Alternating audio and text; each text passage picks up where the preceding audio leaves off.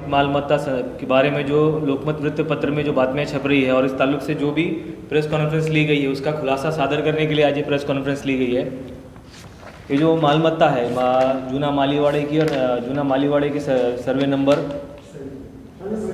48-150 से लेके 102, 103, 73 तक के जो जूने सर्वे नंबर है मालीवाड़े के, उसका नया गट नंबर अब्दी मंडी का 11, 12, 26, 42 और 37, ये मिल्कियत कभी भी शासकीय किंवा गैरान मिल्कियत कभी भी नहीं थी। ये मिल्कियत शुरू से गुलाम मोइनुद्दीन पिता हफीजुद्दीन शेख नत्थू इनके नाम पे थी। शुरू से इसका भूमि अभिलेख में जो रिकॉर्ड है वो गुलाम मोइनुद्दीन पिता हफीजुद्दीन शेख नत्थू इनके नाम से ज़मीन का टिप्पण, ज़मीन का शेतवार, ज़मीन का वसूल बाकी, प्रति कड़ील, प्रति बुक, जितने भी ज़मीन का अभिलेख था सारा का सारा गुलाम मोइनुद्दीन शेख पिता हफीजुद्दीन के नाम पे था। ये मिल्कियत कभी भी किसी भी गवर्नमेंट इंस्टीट्यूट में कभी भी गवर्नमेंट के ताबे में ये ज़मीन नहीं थी। गुलाम मोइनुद्दीन पिता हफीजुद्दीन शेख नत्थू, गुलाम मोइनुद्दीन पिता शेख हफीजुद्दीन शेख, इनके नाम पे ये प्रॉपर्टी थी। ये तकरीबन 220 से 225 एकड़ ज़मीन है।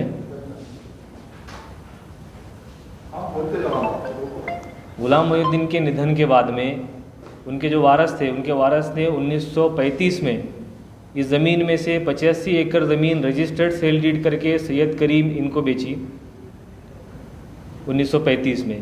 उसके बाद उनके वारस ने ये ज़मीन में से कुछ ज़मीन रजिस्टर्ड लीज़ के ज़रिए 1948 में, 1950 में और भी कई लोगों को ये ज़मीन उन्होंने हस्तांतरित कराई है। अब इस मैटर में 1950 के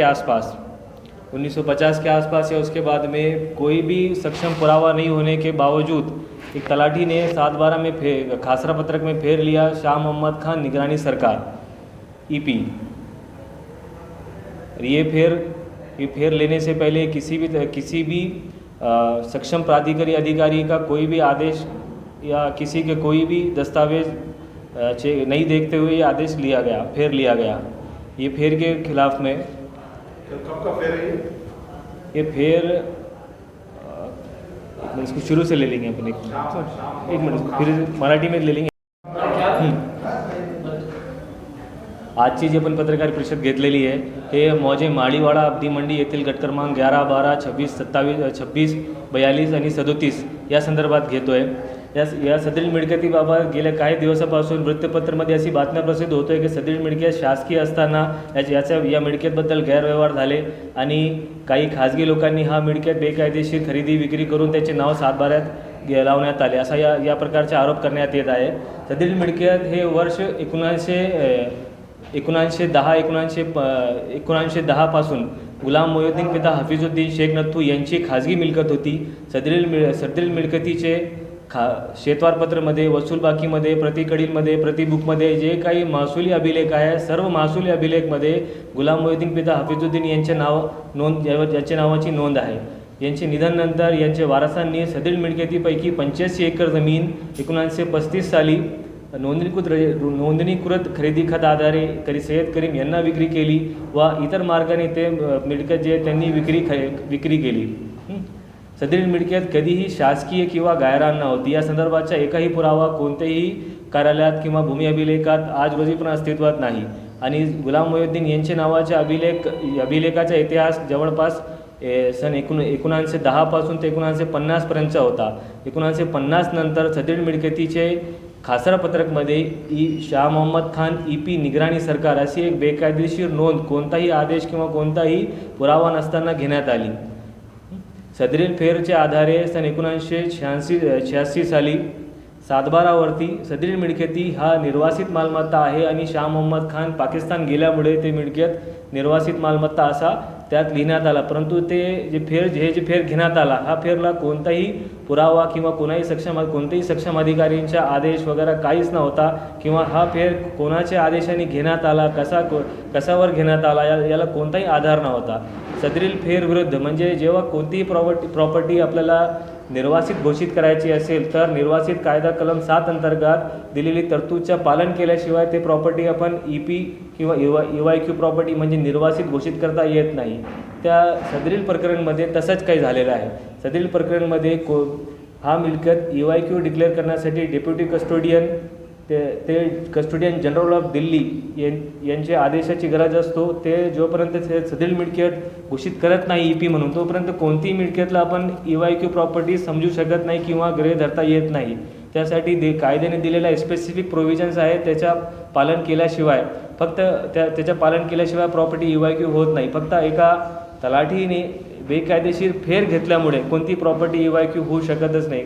EYQ घोषित करण्याच्या आधी ज्या मालकाचे नावे सदरील मिळकतीचा अभिलेख आहे त्या मालकाला आधी नोटीस बजावणे, त्या जागेवर जाऊन ते जागेवर ते व्यक्ती आज रोजी आहे किंवा नाही याची खात्री करणे आणि त्यानंतर तसं झाल्यानंतर त्याला 30 दिवसाची मुदतीचा एक नोटीस पाठवणे, त्यानंतर पेपर पब्लिकेशन देणे, त्यानंतर तहसीलमध्ये सदरील मिळकत हे निर्वासित घोषित करण्यासंदर्भाची सूचना चिपकवणे आणि हा सगळा झाल्यानंतर डेप्युटी कस्टोडियन यांनी सदरील मिळकत निर्वासित घोषित करण्यासंदर्भाचा प्रस्ताव हा कस्टोडियन जनरल ऑफ स्टेट आणि त्याच्या कस्टोडियनकडे आणि त्याच्यानंतर कस्टोडियन जनरल ऑफ इंडिया म्हणजे आधी स्टेट लेवलवर त्यानंतर नॅशनल लेवलवर त्या सदरील प्रस्ताव तिथून पारित झाल्यानंतर मंजूर झाल्यानंतर कोणतीही मिळकत EYQ घोषित करता येतो.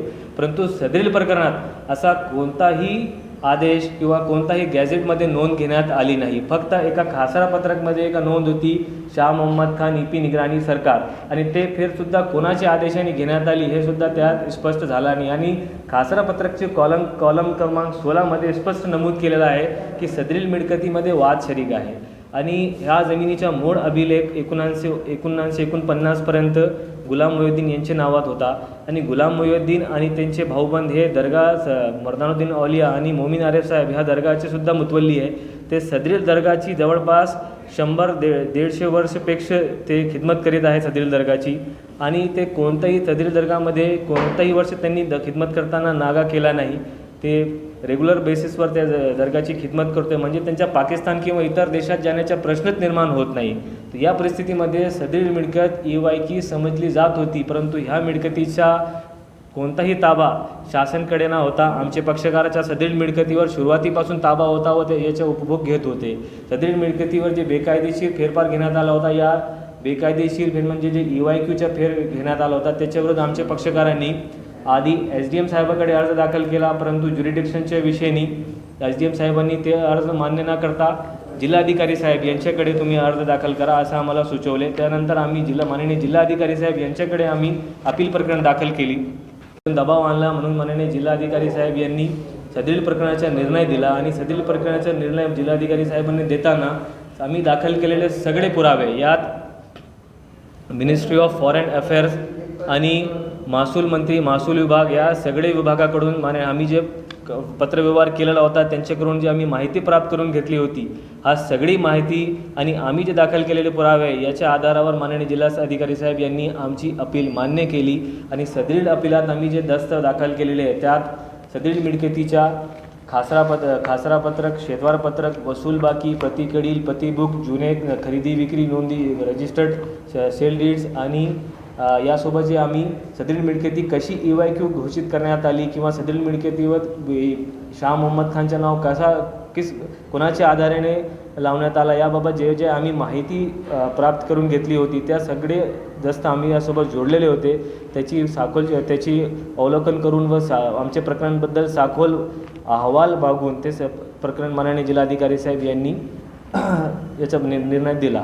आता गेल्या काही दिवसपासून वृत्तपत्रामध्ये आणि काही बंधू आमचे पत्रकार परिषदद्वारे असं काही सांगत आहे की सदरील मिळकती EYQ होती वगैरे वगैरे. त्याच्या सदरील मिळकतीशी काही एक संबंध नाही. सदरील मिळकतीमध्ये जितके वादी होते त्यापैकी कोणताही प्रतिवादीने आजपर्यंत सदरील आदेश विरुद्ध जे आदेश 17/10/2023 रोजी माननीय जिल्हाधिकारी साहेब यांनी पारित केला आहे. त्या आदेशविरुद्ध कोणत्याही प्रतिवादीने आजपर्यंत कुठेही सक्षम अधिकाऱ्याकडे कोणताही अपील दाखल केला नाही. म्हणजे माननीय जिल्हाधिकारी साहेबाच्या आदेशविरोधात ज्याला अपील दाखल करायचे असेल त्याला माननीय कस्टोडियन जनरल ऑफ दिल्ली यांच्याकडे अपील सादर केली पाहिजे. परंतु आजपर्यंत याची अपीलाची कालावधी संपली तरीही कोणी सदरील मिळकतीविरुद्ध अपील दाखल केली नाही. सदरील मिळकतीमध्ये जे फेरफार झालेले आहेत ते फेरफारविषयी ज्युरिडिक्शन नसताना माननीय विभागीय आयुक्त साहेब यांच्याकडे एक प्रकरण दाखल करण्यात आलं आहे. परंतु विभागीय आयुक्त साहेब यांना सदरील सुनावणी घेण्याचे किंवा सदरील प्रकरण चालवण्याचे कोणते अधिकार नाही.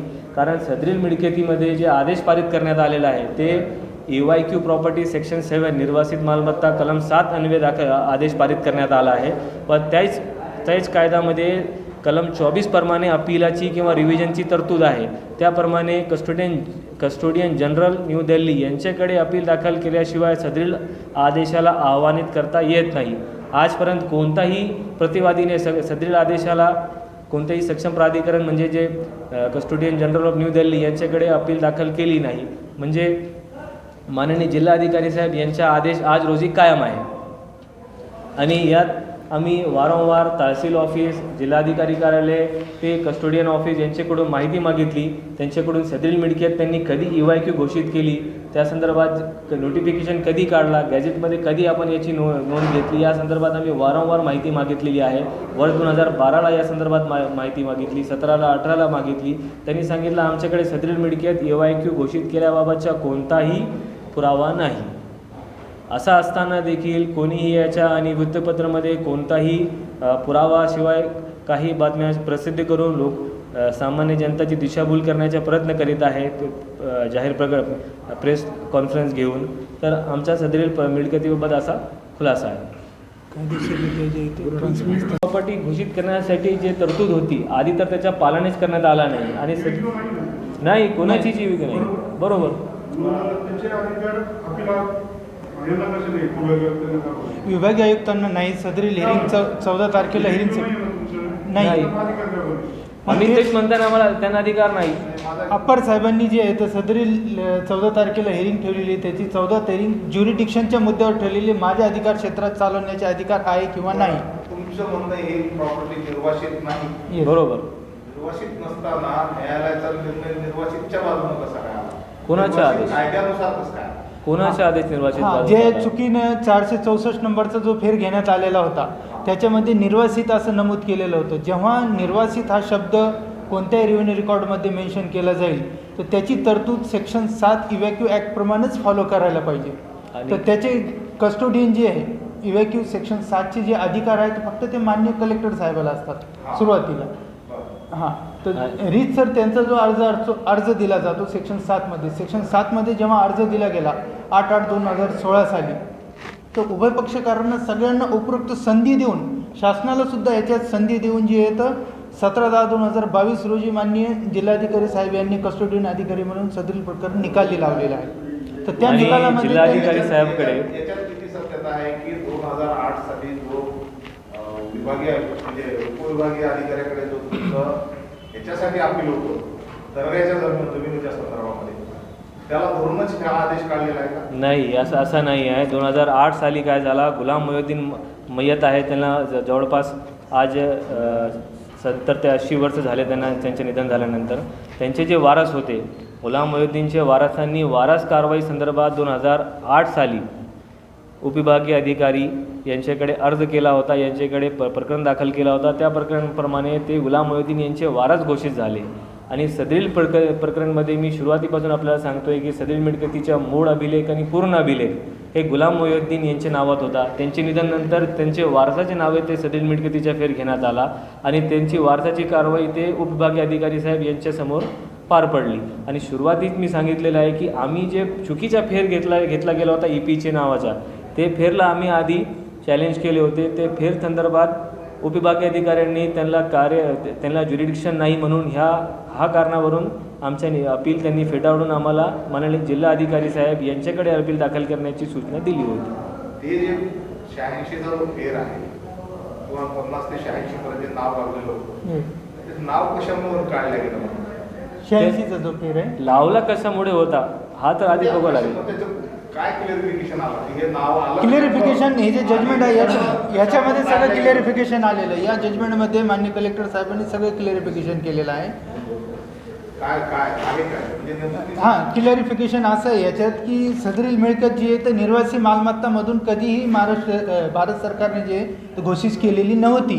ते चुकीच्या 464 फेरमुळं जे आहे तर सदरील मिळकतीवर 1986 सालापासून आजपर्यंत जे आहे तर निर्वासित मालमत्ता म्हणून असं नाव नमूद करण्यात आलेलं होतं. त्यामुळं ह्या निर्णयाआधारे तो 464 फेर रद्द करण्यात आला व त्यानंतर जे आहे तर सदरील मिळकती शाह मोहम्मद खान मोहम्मद जे ज्यांचे वारस आहे त्यांच्या नावे द्यावी असा आदेश करण्यात आला याच्यात.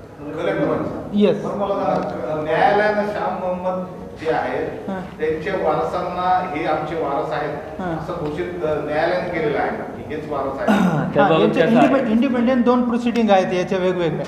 एक जे 2008ची जी प्रोसिडिंग आहे एक दर्गाशी निगडीत आहे त्याच्यामध्ये हेरिडेटरी राईट्स आहेत तर त्याच्यामध्ये सगळ्याचे नाव घेतलेले आहे. आणि सेकंड पार्ट हा जो निर्णयाचा पार्ट आहे हा ओरिजिनली ओन क्लिअर प्रॉपर्टी याचा वर्क प्रॉपर्टी आणि दर्गाच्या प्रॉपर्टीशी काही संबंध नाही. 2 पार्ट आहेत मिळकतीचे.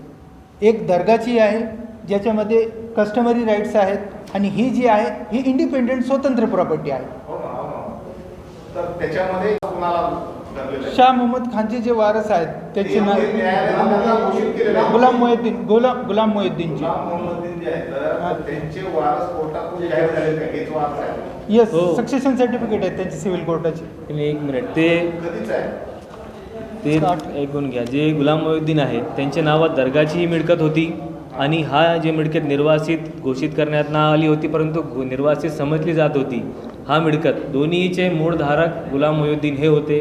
दर्गाची मिळकतबाबत सुरुवातीपासून आजपर्यंत कोणताही वाद नाही. सदरील मिळकतीमध्ये गुलाम मोहिउद्दीनचे वारस हे आज रोजी खिदमत करतोय. त्याप्रमाणे गुलाम मोहिउद्दीनचे वारस यांच्या नावाची नोंद हा मिळकतीमध्ये सुद्धा घेण्यात आली आहे. आणि हे जे काही शाह मोहम्मद खान म्हणतात आहे सध्या गुलाम मोहिउद्दीन ज्यांच्या नावाची नोंद मूळ अभिलेखात आहे त्यांची सध्या 3री पिढी चालू आहे. आणि 3री पिढी आणि हे जे गुलाम मोहिउद्दीन ते शाह मोहम्मद खान म्हणतात त्यांची सध्या 8वी पिढी आली आहे. आणि ते 8वी पिढीमध्ये त्यांनी जे सक्सेशन घेतलेलं आहे कोर्टाकडून ते सक्सेशनबद्दल मला बोलायचं आहे. सक्सेशनमध्ये त्यांनी कुठेही नमूद केला नाही की त्यांचे पूर्वज शाह मोहम्मद खान पिता अनवर खान होते. सदरील मिळकती म्हणजे सदरील मिळकती ज्या पोलीस सुप्रिटेंडंटचे निगराणीत दिली होती त्याचं नाव होता शाह मोहम्मद खान पिता अनवर खान. आणि हा जे सध्याचे शाह मोहम्मद खानचं सक्सेशन घेऊन फिरत आहेत त्यांचे पूर्वजचं नाव आहे शाह मोहम्मद खान पिता विलायत खान. आणि त्यांनी सक्सेशन काढताना सुद्धा तेच नाव दिलेलं आहे. सध्या हायकोर्टात जे त्यांनी रीट दाखल केली आहे त्याच्यात त्यांनी ते नाव दिलेलं आहे. त्यांनी पेपर पब्लिकेशन ज्यावेळेस केले होते हेडशिप काढताना त्यावेळेससुद्धा त्यांनी त्यात नमूद केला होता की त्यांचे पूर्वजांचे नाव शाह मोहम्मद खान पिता विलायत खान आहे. हा विलायत खान. आणि सदरील मिळकतीमध्ये जे निजाम सरकारचे पिता विलायत खान सदरील मिळकतीमध्ये आणि मूळ याचे कोण आहेत मग आता जे तुम्ही जे सांगताय? हो नाही कोणाच्या नावाची? हा मिळकत सुरुवातीपासून गुलाम मोहिउद्दीन यांच्या नावाची होती परंतु 1950 साली सदरील मिळकत निजाम शासनचे पोलीस सुप्रिटेंडंट पोलीस अधीक्षक शाह मोहम्मद खान पिता अनवर खान हां यांची निगराणीत होती. ते कधीही सदरील जमिनीचे मालक झाले नाही कारण त्यांच्या नावात कोणताही अनवर खान ना? अनवर खान म्हणजे दोन्ही व्यक्ती वेगवेगळ्याच आहेत. हे ऑब्विसली दोन्ही व्यक्ती वेगवेगळे. शाह मोहम्मद खान विलायत खान यांचे वारस आहे ते म्हणतात आम्हाला यातून काही आक्षेप नाही परंतु सदरील मिळकतीवर जे व्यक्तीचे नाव पोलीस सुप्रिटेंडंट आणि त्याची निगराणीखाली ते जमीन आहे असा नोंदवण्यात आला होता त्याचं नाव शाह मोहम्मद खान पिता अनवर खान होता. आणि या संदर्भाच्या आर्किओलॉजिकल डिपार्टमेंटच्या फॉरेस्ट डिपार्टमेंटच्या 1950चा जे दस्तावेज आहे ज्याच्या आधारे माननीय जिल्हाधिकारी साहेब यांनी आदेश पारित केला आहे त्यात स्पष्ट नमूद करण्यात आला आहे की शाह मोहम्मद खान पिता अनवर खान हाच मूळ आहे. आणि काय संबंध आणि याच्या व्यतिरिक्त फार महत्त्वाचे मला असं म्हणायचं आहे सदरील मिळकतीमध्ये हा जे शाह मोहम्मद खान जे कोणी आलेला आहे शाह मोहम्मद खानच्या वतीने त्यांनी सदरील मिळकतीबाबत कोणताही दावा किंवा अपील माननीय जिल्हाधिकारी साहेब यांचे समोर इंटरव्ह्यू केलाय म्हणे त्या 2-3 ठिकाणी. त्यांनी इंटरव्ह्यून केला आहे, परंतु आमच्या दाव्यात त्यांनी इंटरव्ह्यून केला, स्वतःहून त्यांचा कोणताही दावा नव्हता. दाव्यातच इंटरव्ह्यू केलंय. हो, आमच्या दाव्यात इंटरव्ह्यून केला, परंतु इंडिपेंडेंट प्रोसिडिंग वेगळी. त्यांच्या स्वतःहून त्यांनी कोणताही दावा दाखल केला नाही. म्हणजे ज्यावेळेस आम्ही दावा दाखल केला, त्यांना माहिती पडली की असा दावा प्रलंबित आहे, त्या काळात त्यांनी चुकीच्या एक हेअरशिप कोर्टाकडून घेऊन ते हेअरशिपसुद्धा रिव्होकेशनचे स्टेजवर आहे, ते सुद्धा आम्ही चॅलेंज केलेलं आहे. त्यामध्ये 2 दिवस आधी त्या तारीख होती आणि पुढील सुनावणीपर्यंत पुढील सुनावणीत त्यामध्ये स्टेसुद्धा भेटेल. विभागीय आयुक्ताकडे आम्ही हायकोर्टामध्ये मी दाखल केलेला आहे. हे जे काही त्यांनी दाखल केलेलं आहे विभागीय आयुक्त साहेबाकडे किंवा उच्च न्यायालयाकडे, ते त्यांनी जे फेरफार घेण्यात आलेले आहे ह्या निर्णय झाल्यानंतर ते फेरफारला त्यांनी आव्हानित केलं, परंतु जे मूळ आदेश अपील प्रकरण 774/2016 जे जिल्हाधिकारी साहेबांनी आदेश पारित केले आहे, त्या आदेशाला त्यांनी कुठेही आव्हानित केलेलं नाही. कारण कलम 7 प्रमाणे आदेश झाला, कलम 24 प्रमाणे त्याला आव्हानित करण्याच्या तरतूद दिलेला आहे आणि त्या तरतूदप्रमाणे कस्टोडियन जनरल न्यू दिल्ली यांच्याकडेच अपील करू शकतात.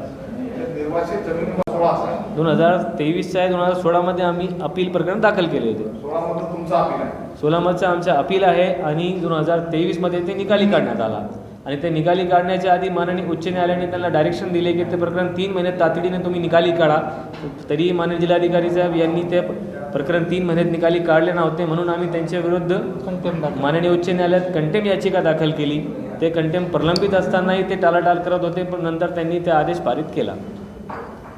कशाच्या आधारावर, नेमक्या कोणत्या आधारावर ही जमीन या वारसांच्या नावावर झाली? सदरील मिळकतीच्या जे अंतिम निकाल होता, म्हणजे 2023 रोजी जे माननीय जिल्हाधिकारी साहेब यांनी असा घोषित केला, सदरील मिळकतीचे धारक गुलाम मोहिउद्दीन पिता हफीजुद्दीन शेख नत्तू हा होते. गुलाम मोहिउद्दीन पिता हफीजुद्दीन शेख नत्तू, मूळ मालक गुलाम तेच जे जुने सुरुवातीपासून ज्यांच्या नावाची नोंद अभिलेखावर आहे, महसुली अभिलेखा, मूळ मालक ते आहे. ते भारतात त्यांचा मृत्यू झाला. त्यांचे वारस ज्यांचे नाव 7/12 जे आलेलं आहे, मोहिउद्दीन, रशीदुद्दीन वगैरे जे काही आहे सगळे त्यांच्यावर इथेच आहे, सगळे इथेच होते. तेच वकळला नाही. 1986 काय झाला होता, 1986 या दरम्यान ती निर्वासित घोषित केली का? घोषित केलीच नाही. घोषित केले नसताना फक्त 7/12 50ला निर्वासित असा शब्द आला त्याच्यावर निर्वासित पण असा शब्द पूर्णपणे आला नाही. 50 त्यामध्ये EP फक्त हा 2 शब्द लिहिण्यात आले. EP आणि EPचे बरेच. आणि हे अनवर खान, हे शाह मोहम्मद अनवर खान हे त्याचे कस्टोडियन असं होतं का? नाही. सदरील मिळकतीचा जुना इतिहास असा होता, निजाम गव्हर्नमेंटचे वतीने एक प्रस्ताव त्यामध्ये निजाम गव्हर्नमेंट यांनी एक प्रस्ताव केला होता त्या काळात. ते मौसाळा जे ना अब्दी मंडीचे वर जे आहे, मौसाळा ते शरणापूर इथपर्यंत ते फॉरेस्ट डिपार्टमेंटचा एक्सपेन्शन करण्याचा त्यांनी प्रस्ताव आणला होता ते शासनाने. नंतर ते प्रस्ताव त्यांनी परत घेतला. ज्या वेळेस ते प्रस्ताव निजाम शासनाने आणला होता, त्यावेळेस सदरील मिळकतसुद्धा ते फॉरेस्ट डिपार्टमेंटच्या एक्सपेन्शनसाठी त्यांनी प्रस्तावित केली होती, परंतु ते त्याचं एक्सपेन्शन न करता ते जमीन मूळ मालकाला परत केली. परंतु ते मूळ मालकापर्यंत परत जाण्याचे पूर्वी ते मिळकत शाह मोहम्मद खान नावाचे त्यांचे पोलीस अधीक्षक होते, त्यांची निगराणीखाली होती. फक्त एवढाच त्यामध्ये फरक होता. सदरील मिळकतीपासून जवळपास 100हून जास्त वर्षापासून आमच्या पक्षकाराचा ताबा आहे. ते सदरील मिळकतीचा उपभोग घेत आहे. सदरील मिळकत त्यांनी नोंदणीकृत रजिस्टर्ड खरेदी खत आधारे विक्री केलेली आहे आणि नोंदणीकृत भाडापट्टा आधारे इतर लोकांनासुद्धा वितरण केले आहे. असं असताना देखील, आमचा ताबा असताना देखील सदरील मिळकतीवर शासनाचा ताबा कधीही नव्हता. सदरील मिळकतीवर आमचा बेकायदेशीर ताबा आहे असा म्हणून आमच्या विरोधात माननीय अप्पर जिल्हाधिकारी साहेब यांनी 2018 साली आम्हाला एक नोटीस बजावली होती. त्याच्याविरुद्ध आम्ही उच्च न्यायालयात गेलो आणि उच्च न्यायालयाने ते सदरील नोटीसला स्थगितीचे आदेश पारित केले. आज रोजीपर्यंत ते कायम आहे. एकच जमिनीबाबत बातम्या प्रसिद्ध करून सदरील मिळकतीला शासकीय किंवा गायरान मिळकत होती असा जे एक पिक्चर निर्माण करायचे जे प्रयत्न होते. प्रशासनानं बोर्ड लावला, पत्रकाराला काय शब्द नव्हतं पडले, प्रशासनानं तिथं शत्रू संपत्ती असा बोर्ड लावला. ते बोर्ड लावला बोर्ड लावल्यानंतर ती जमीन त्यांना विचारण्यात आलं की इथं बोर्ड का लावलेला आहे. त्यांनी सांगितलं की बा तुम्ही इथे कोणी अतिक्रमण करू नये म्हणून ही जमीन शत्रू संपत्तीवर अतिक्रमण कोणी करू नये म्हणून बोर्ड लावण्यात आलेला आहे. त्याच्यामुळे प्रशासनानं कोणती बाजू सांगितल्यावर आम्हाला प्रशासनाची बाजू मांडावं लागेल. पण ते प्रशासनात झाले आणि जेव्हा त्याचा निकाल झाला, आता पहिल्यांदा बोर्ड जेव्हा शत्रू संपत्ती लावतो तर त्या अर्थी ते शत्रू संपत्तीच्या माध्यमातून व्हायला पाहिजे ना, त्याची कारवाई शत्रू संपत्तीच्या माध्यमातून व्हायला पाहिजे ना. ते बोर्डला आम्ही पण विरोध केले होते. आमचे विरोध केल्यानंतर त्यांना प्रशासनाला कळला की सदरील मिळकतीबाबत ते बोर्ड लावण्यात आला होता ते तहसील कार्यालयाच्या वतीने लावण्यात आला होता आणि जे प्रकरण प्रलंबित होता माननीय जिल्हा अधिकारी साहेब यांच्या समक्ष प्रलंबित होता. आम्ही याची सूचना त्यांना दिल्यानंतर त्यांनी ते बोर्ड काढून घेतला. त्यांनी त्या संदर्भात खुलासा असा सादर केला की आम्हाला माहीत नव्हता की सदरील प्रकरणाबद्दल अजून निर्णय आलेला नाही आहे. त्या मिळकतीबाबत निर्णय प्रलंबित असताना ते चुकीच्या बोर्ड तिथे खालच्या अधिकाऱ्यांनी किंवा ते मंडळाधिकारी वगैरे यांनी लावला होता. त्याचा आम्ही विरोध केल्यानंतर त्यांनी ते काढून घेतला होता. त्यामध्ये सुरुवातीपासून गुलाम मोहिउद्दीन पिता हफीजुद्दीन शेख नथ्थू यांच्या नावाची नोंद आहे. त्यांचेच नावाची नोंद आहे.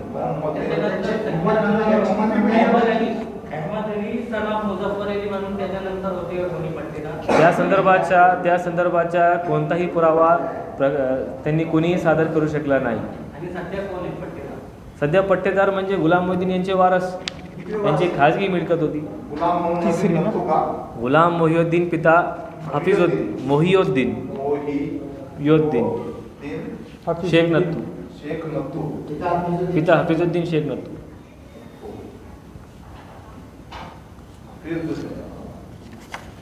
गुलाम मोहिउद्दीनच्या निधनानंतर सदर पट्टा हा मोहम्मद रमजानी यांच्या नावावर झाला.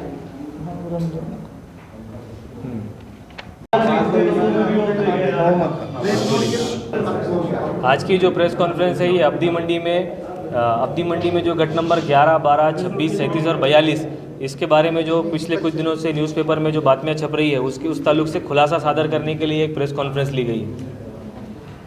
आपके हिसाब से वो एनिमी प्रॉपर्टी है या नहीं है?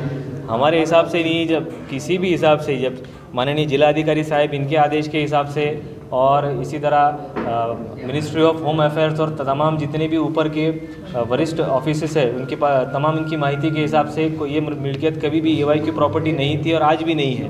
EYQ प्रॉपर्टी और एनिमी प्रॉपर्टी ये दोनों में बहुत बड़ा अंतर है. EYQ प्रॉपर्टी का कायदा 1950 का है और एनिमी प्रॉपर्टी का कायदा 1964 के बाद का है, 1968 का कायदा है. अभी जो पट्टेदार है रिसेंट वो कौन है और इससे पहले कौन कौन थे वहाँ पर? ये ज़मीन का जूना महसूली अभिलेख सन 1900 से लेके 1950 तक गुलाम मोहिउद्दीन पिता शेख हफीजुद्दीन नथ्थू इनके नाम पर था. उनके निधन के बाद में इस ज़मीन के मालक उनके वारस जो इसका सक्सेशन 1925 में मोहम्मद रमजानी पिता हफीजुद्दीन शेख नथ्थू इनके नाम पे सेंक्शन हुआ. उसके बाद से उनके वारस इस ज़मीन के मालक हैं. अभी कोर्ट में क्या स्टेटस है ये मामले का? इस मामले में फ़िलहाल कोर्ट में कोई भी मैटर पेंडिंग नहीं है. एक रीट याचिका माननीय जिलाधिकारी साहब के आदेश के विरुद्ध में कोर्ट में पेंडिंग है. इसके अलावा ज़िला कोर्ट में माननीय जिलाधिकारी साहब के आदेश को किसी ने भी चैलेंज नहीं किया. इस मामले में कुछ हेयरिंग होने वाली है या चालू है? इस मामले में जो फेरफार हुए हैं जिलाधिकारी साहब के आदेश के बाद में जो फेरफार लिए गए हैं उस ताल्लुक से एक माननीय विभागीय आयुक्त साहब इनके पास में एक पेंडिंग है एक हियरिंग, एक मैटर. कलेक्टर ऑफिस में जो सारी चीज़ें हुई पिछले महीने में तो क्या गैर कानूनी ढंग से हुई ऐसा? किस तरह की चीज़ें मतलब? जैसा कुछ रजिस्ट्री वगैरह के मामले सामने आए उस मामले में? देखिए जिलाधिकारी साहब का इसमें आदेश हुआ 17/10/2023 को. 17/10/2023 को इस मामले में आदेश आने के बाद में जो मूल मालक के वारस है उनके नाम 7/12 में लिए गया. 7/12 में लेने के बाद किसी भी व्यक्ति को ट्रांसफ़र ऑफ प्रॉपर्टी एक्ट के अधीन के अनुसार उसकी प्रॉपर्टी डिस्पोज ऑफ करने का पूरे अधिकार है. इसी तरह उन्होंने उनकी प्रॉपर्टी खरीदी बिक्री व्यवहार उस प्रॉपर्टी का उन्होंने किया. इसमें बेकायदेशीर कुछ भी नहीं है. क्या इसमें रजिस्ट्री ऑफिस में बाकायदा स्टैम्प ड्यूटी भरी गई. रजिस्ट्री ऑफिस में बाज़ाब्ता सब रजिस्ट्रार के सामने सभी लोगों ने खरीदी बिक्री व्यवहार को पूरा किया. अभी जो दावा कर रहे हैं शाह मोहम्मद के वारस, देखिए इस प्रॉपर्टी का शाह मोहम्मद खान से तो पहले कोई लेना देना नहीं है. 1950 में निज़ाम सरकार के एक पुलिस सुपरिटेंडेंट थे शाह मोहम्मद खान पिता अनवर खान. उनकी निगरानी में ये कुछ दिन के लिए प्रॉपर्टी थी. लेकिन ये जो अभी शाह मोहम्मद खान के लोग आए हैं तो ये शाह मोहम्मद खान पिता विलायत खान इनके जो पूर्वज का नाम है पिता विलायत खान, और जो पुलिस सुपरिटेंडेंट थे जिनकी निगरानी में ये मिल्कियत थी उनका नाम शाह मोहम्मद खान पिता अनवर खान था। इसी तरह शाह मोहम्मद खान के नाम पे ये मिल्कियत किसी भी तरीके से नहीं थी। शाह मोहम्मद खान के नाम पे इस मिल्कियत का एक भी अभिलेख नहीं है। अभी किसके ताबे में है मिल्कियत? मिल्कियत शुरू से, मतलब ये मिल्कियत कभी भी सरकार के ताबे में नहीं थी, मिल्कियत कभी भी गायरान नहीं थी, सरकारी नहीं थी। मिल्कियत शुरू से हमारे पक्षकार और गुलाम मोहिउद्दीन के वारस इन्हीं के कब्ज़े में थी और इन्हीं के कब्ज़े में है। कहाँ पे है ये, क्या है? ये मिल्कियत दौलताबाद किले से 1-2 किलोमीटर पहले समृद्धि महामार्ग के बाद में। कितनी बड़ी है ज़मीन? ये ज़मीन 225 से 285 एकड़ के आसपास है। सरकार ने इसमें शत्रु का बोर्ड क्यों लगाया था, शत्रु संपत्ति का? देखिए, इस ज़मीन के संदर्भ, इस ज़मीन के ताल्लुक से एक प्रकरण माननीय जिलाधिकारी साहब के पास प्रलंबित था। प्रलंबित रहते हुए गैर कानूनी तरीके से वहाँ एक बोर्ड लगाया गया था। हमारी शिकायत के बाद वो बोर्ड प्रशासन ने हटा दिया। आपका नाम बोल दीजिए। मेरा नाम एडवोकेट खान आमिर अनवर। अरे बार 4 दिन से पेपर में आ रहा है कि इलीगल तरीके से ट्रांजैक्शन वगैरह हुई है ये प्रॉपर्टी, ऐसा कुछ भी नहीं हुआ है। As per stamp duty act के हिसाब से जो है तो पूरी स्टैम्प ड्यूटी पेड कर और transfer of property K section 7, 5, 6 और 54 पूरे फॉलो करके ये प्रॉपर्टी जो है तो ट्रांसफ़र हुई है। और जब कोई प्रॉपर्टी इलीगल तरीके से ट्रांसफ़र होती है तो उसके प्रॉपर कोई ना कोई जिसके अगेंस्ट में ये प्रॉपर्टी ट्रांसफ़र हुई है उसे चैलेंज करने का पूरा राइट है। इस मैटर में जो है तो कोई भी लीगल प्रोसीडिंग फॉलो नहीं करते हुए बस न्यूज़पेपर में कुछ भी गलत सलत जो है तो मीडिया को डॉक्यूमेंट सप्लाई करके गुमराह करके जो है तो इलीगल न्यूज़ जो है तो लगाई जा रही है। और इसमें लीगल पोजीशन अगर आप आज देखेंगे कि ट्रांसफ़र ऑफ प्रॉपर्टी एक्ट के हिसाब से जब माननीय कलेक्टर साहब के 17/10/2022 के डिसीजन के हिसाब से ओरिजिनल ओनर को प्रॉपर्टी ट्रांसफ़र हो गई, तो प्रॉपर्टी ट्रांसफ़र होने के बाद ये उसका राइट बनता है कि वो कितने दिन रखे, बेचे, जो भी है। तो जिस दिन उनका ट्रांसफ़र 7/12 बना, 7/12 बनने के बाद जो है तो उन्होंने वो प्रॉपर्टी 5 लोगों को जो है तो बेच दी है। 5 लोगों को बेचने के बाद बार न्यूज़ में जो है तो ये बताया जा रहा है पेपरों में कि ये इलीगल तरीके से ट्रांसफ़र हुई है। तो इसमें कोई भी इलीगलिटी नहीं है। सेक्शन 7, 6, 5 और 54 ट्रांसफ़र ऑफ प्रॉपर्टी एक्ट का जो है तो पूरा फॉलो करते हुए और स्टैम्प ड्यूटी का एक्ट जो है वो एक्ट को भी फॉलो करते हुए पूरी स्टैम्प ड्यूटी पेड करके जो रजिस्ट्रार है औरंगाबाद के रजिस्ट्रार के पास जो है तो वो सेल डीड हुई है। आपका ये प्रॉपर्टी से क्या ताल्लुक है वो बताइए। अभी जो है तो ये प्रॉपर्टी के ओरिजिनल ओनर जो है तो वो हमारे क्लाइंट है। 5 जो है मनुवीर अग्रवाल, तनुश्री अग्रवाल, संजय चौहान, निखिल गंगवाल और दर्शन सवाईवाला। और यहाँ पे जो बोर्ड लगाया हुआ है शत्रु प्रॉपर्टी बोर्ड की, तो उसके अगेंस्ट में आपका क्या है? हाँ, ये जो शत्रु संपत्ति का बोर्ड जो लगाया हुआ था, जो रेवेन्यू डिपार्टमेंट के एडमिनिस्ट्रेटिव के लोग हैं, एडमिनिस्ट्रेटिव के लोग ने बाय मिस्टेक जो लगाने के बाद विदिन 24 आवर्स जो है तो हमने उस पर ऑब्जेक्शन लिया। ऑब्जेक्शन लेने के बाद उन्होंने जो है तो वो बोर्ड रिमूव की। जिन्होंने कॉन्फ्रेंस लेके गलत बात, आपका ऐसा कहना है कि गलत इन्होंने अफवाह फैलाई है कि ये जमीन इनकी है या इनकी, उनके खिलाफ भी आप कोर्ट में जाने वाले हैं? उनके खिलाफ में हम नेसेसरी स्टेप जब लेंगे जब वो कोई लीगल, वो खाली पेपर में और मीडिया पे जो है तो ये हमारी प्रॉपर्टी को डैमेज करने की कोशिश कर रहे। उनका जो इलीगल मकसद है कि ये प्रॉपर्टी को हम कुछ ना कुछ पार्ट हमको इसमें दिया जाए, ये उनको कंफर्म है कि हम जो है तो बस इस प्रॉपर्टी के केयर टेकर हमारे हेरिडेटरी थे। इस वजह से प्रॉपर फोरम हर कोई कोर्ट उनको बोल रहा कि सेक्शन 24 के अंदर आपको जो है तो दिल्ली जाके इस ऑर्डर को चैलेंज करना पड़ेगा। वहाँ आज तक किसी ने चैलेंज नहीं किया है। आखिरी सवाल, हमारे चैनल के द्वारा उन लोगों को आपका क्या मैसेज है जो गलत बात फैला है? गलत बात जो फैला रहे हैं, अभी जो है तो हमारी प्रॉपर्टी हमको डेवलप करना है। डेवलपमेंट के हद तक अगर हमको और इनके आगे कुछ इशू आते हैं तो हम इनके खिलाफ में जो है तो जो लीगल प्रोसीजर है, हमको जो कानून ने अधिकार दिया है कि हमारी प्रॉपर्टी के इलीगल गलत बात फैलाने से जो भी नुकसान होते हैं वो due process of law follow करके हम उनके अगेंस्ट में जो है तो एक्शन लेंगे।